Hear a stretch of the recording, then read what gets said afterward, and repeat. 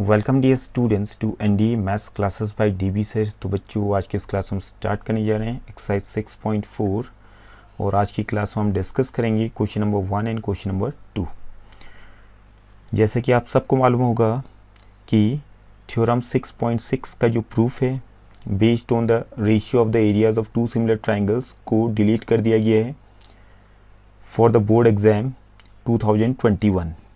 तो इसलिए हमने यहाँ पे इस थ्योरम का प्रूफ वगैरह यहाँ डिस्कस नहीं किए, बट सीबीएसई ने कोई साफ अपडेट नहीं दे रखा है कि हम यहाँ से क्वेश्चंस पूछेंगे या नहीं पूछेंगे। बिकॉज अगर वहाँ पे उन्होंने लिखा होता कि एप्लीकेशंस भी डिलीट हो गई है तो हम यहाँ पे क्वेश्चंस भी डिस्कस नहीं करते, बट उन्होंने यहाँ कहीं पे नहीं लिखा हुआ अपने सर्कुलर में कि application of the theorem is also deleted. तो ऐसा कहीं पे लिखा नहीं है, इसलिए हम सारे क्वेश्चंस डिस्कस करेंगे।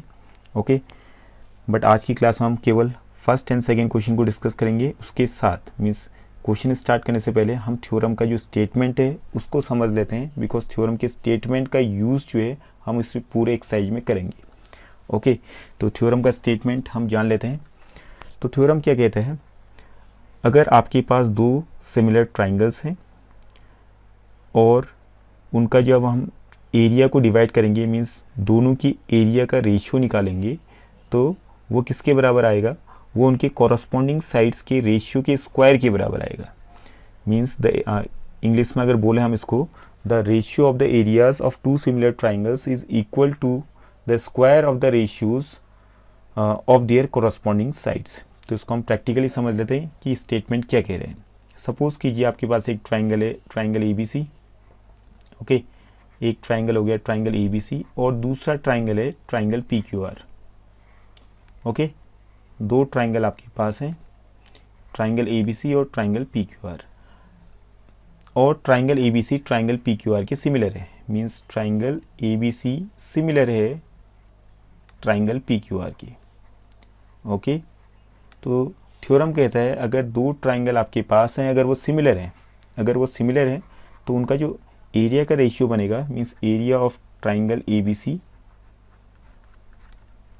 और area of triangle P Q R का जो रेशियो बनेगा, उनको डिवाइड करने के बाद जो सिंपलेस्ट फॉर्म बनेगा, जो उनका रेशियो बनेगा, ठीक है, एरिया का रेशियो, दोनों के एरिया को हमने डिवाइड किया, वो किसके बराबर आएगा, उनके कॉरस्पॉन्डिंग साइड के होल स्क्वायर के बराबर आएगा। मीन्स कॉरस्पॉन्डिंग साइड का जो रेशियो बनेगा उसके होल स्क्वायर के बराबर आएगा। ठीक है, तो कॉरस्पॉन्डिंग साइड्स क्या है यहाँ पे, ए बी का कॉरस्पॉन्डिंग साइड पी क्यू है, तो A B upon P Q corresponding side का रेशियो हो गया, इसके होल स्क्वायर के बराबर आएगा। Means ratio square of the ratio of the corresponding sides वाली बात यहाँ पे क्लियर हो गई है। और दूसरा है आपका बी सी का कॉरस्पॉन्डिंग साइड कौन है, क्यू आर, तो B C upon Q R के होल स्क्वायर के बराबर भी होगा, और साथ में A C upon P R के होल स्क्वायर के बराबर भी होगा।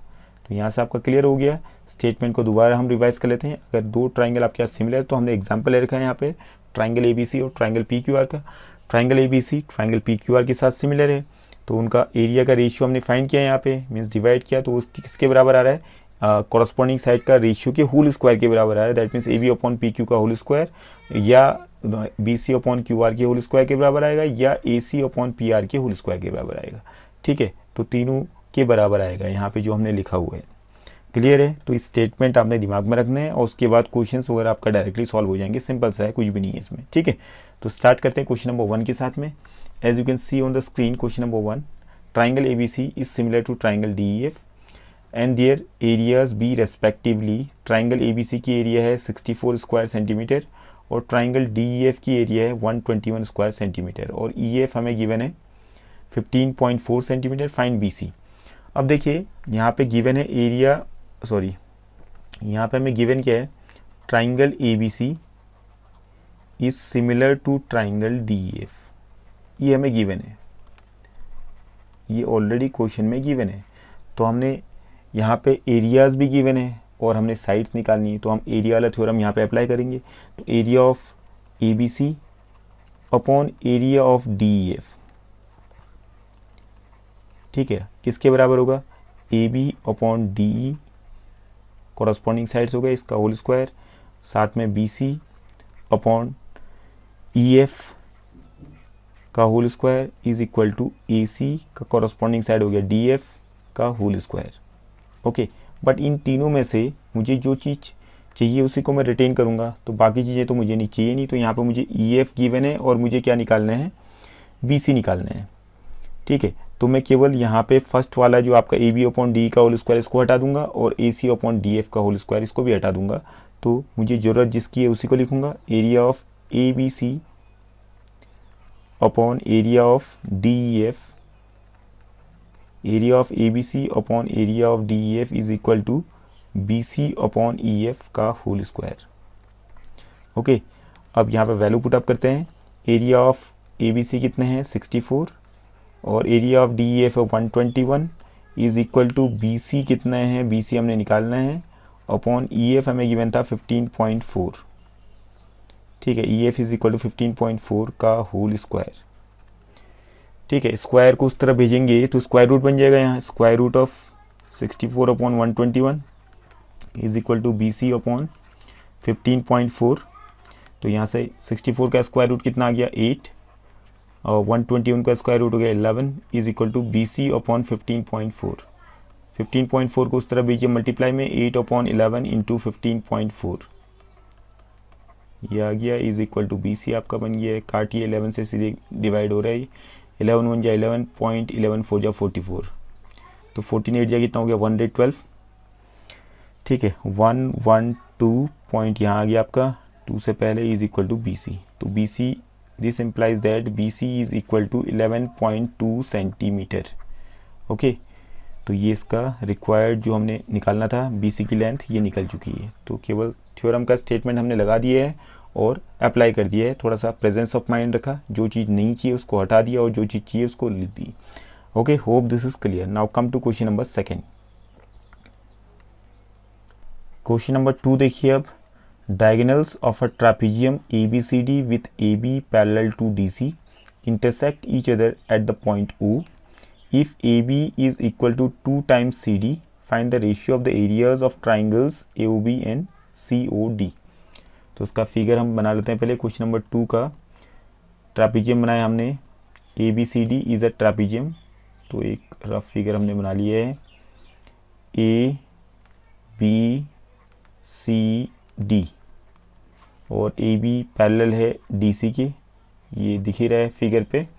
और इसके साथ ए बी की जो लेंथ है, ए बी की जो लंबाई है वो दुगुनी है, ट्वाइस है किसकी लंबाई के, सी डी की लंबाई के, ये भी इसमें लिखा हुआ है। अब देखिए, और इनके जो डायगोनल्स हैं ए सी और डायगोनल जो बी डी है intersect each other at point O. अब देखिए, हमने रेशियो निकालना है area of triangles A O B and C O D. तो यहाँ पे वही चीज़ें अप्लाई होंगी, थ्योरम का एप्लीकेशन यहाँ पे होगा। ठीक है, तो ए ओ बी नीचे वाला ट्राइंगल आपको दिख ही रहा होगा और डी ओ सी ऊपर वाला ट्राइंगल आपको दिख ही रहा होगा। अगर इन दो ट्राइंगल को हम सिमिलर प्रूव कर दें तो उसके बाद हम थ्योरम के लिए एलिजिबल हो जाते हैं, थ्योरम को अप्लाई कर सकते हैं। बिकॉज वो थ्योरम तभी लग पाएगा जब ट्राइंगल सिमिलर होंगे। तो यहाँ पे लिखा तो नहीं कि ये दोनों ट्राइंगल सिमिलर है, तो हमें इनको सिमिलर पहले दिखाना होगा। ओके, तो पहले हम सिमिलर दिखाते हैं इन दोनों को। देखिए, दोनों ट्राइंगल्स में इन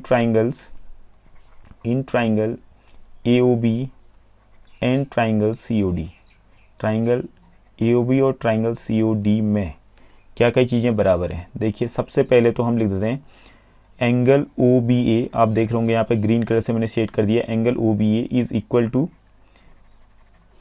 एंगल ODC। तो यहाँ पे लिखता हूँ एंगल OBA बराबर है एंगल ODC के, ये आपस में अल्टरनेट इंटीरियर एंगल्स हो गए, alternate interior angles as DC is parallel to AB। DC और AB पैरेलल थे तो अल्टरनेट इंटीरियर एंगल्स हम यहाँ पे लगा सकते हैं। ओके, और उसके साथ साथ वर्टिकली अपोजिट एंगल भी लग रहा है, एंगल DOC और एंगल AOB। ठीक है, नीचे हम आप देख रहे होंगे ये vertically opposite angles, angle AOB is equal to angle DOC, ये आ गया वर्टिकली अपोजिट एंगल्स। तो यहाँ से हम लगा सकते हैं angle angle property. So therefore by angle angle criterion triangle AOB is similar to triangle COD। अगर ये दोनों ट्राइंगल सिमिलर हो गए तो हम अब थ्योरम का यूज़ कर सकते हैं जो एरिया वाला थ्योरम था। So therefore area of triangle AOB upon area of triangle COD, ये हमने फाइंड करना है। तो किसके बराबर होता है, means square of the ratio of the corresponding sides, that means यहाँ पे AO का कॉरस्पॉन्डिंग साइड CO हो गया और BO का कॉरस्पॉन्डिंग साइड DO हो गया और AB का कॉरस्पॉन्डिंग साइड CD हो गया। तो ये हमने लिख दिया यहाँ पे, और जो चीज़ हमें यहाँ पे गिवन है उस चीज़ का हम यूज़ करेंगे। देखिए यहाँ पे दो चीज़ें हम हटा देते हैं, AO अपॉन CO हमने हटा दिया और BO अपॉन DO, क्योंकि AB और CD के बीच में रिलेशन भी गिवन है, AB is equal to 2 times CD यहाँ पे लिखा हुआ है। ठीक है, तो दो चीज़ें हमने हटा देनी है, केवल फर्स्ट वाला area of AOB upon area of COD इसको रखा और लास्ट वाले को रखा हमने AB अपॉन CD का होल स्क्वायर। ठीक है, अब इसके बाद यूज़ कर लेते हैं जो गिवन है, यहाँ ऊपर टॉप में लिख देते हैं area of AOB upon area of COD। Okay, अब देखिए यहाँ पे AB की जगह पे मैं लिखता हूँ AB किसके बराबर है, 2 टाइम्स CD के बराबर। तो AB को हटा के इसकी जगह लिख दिया 2CD अपॉन CD की जगह पे CD रहने दिया इक्वल का होल स्क्वायर, CD से CD कैंसिल, तो 2 अपॉन 1 बच गया आपके पास। 2 अपॉन 1 का होल स्क्वायर क्या हो जाएगा, 2 का स्क्वायर 4, 1 का square 1। Area of AOB upon area of COD जो इनका रेशियो बना वो कितना आ गया, 4:1। सो thus the ratio of the areas of the triangles AOB and COD is equal to 4:1 आपका आ गया ये। ठीक है, ये आपका आंसर हो जाएगा। Hope this is clear. तो आज की क्लास में इतना ही, बाकी आप थ्योरम को फिर से रिटेन कीजिए दिमाग में। सिंपल सा थ्योरम है, दो सिमिलर ट्राइंगल्स आपको अगर गिवन होंगे तो उनके जो एरिया का रेशियो बनेगा वो किसके बराबर होगा, उन दोनों ट्राइंगल्स के जो कॉरस्पॉन्डिंग साइड्स है उनके रेशियो के होल स्क्वायर के बराबर होगा। ठीक है, hope this is clear. Now in the next class we will discuss few more questions और उससे अगली क्लास में पूरा एक्सरसाइज आपका कंप्लीट हो जाएगा। सो आज की क्लास में इतना ही। Thank you for today's class.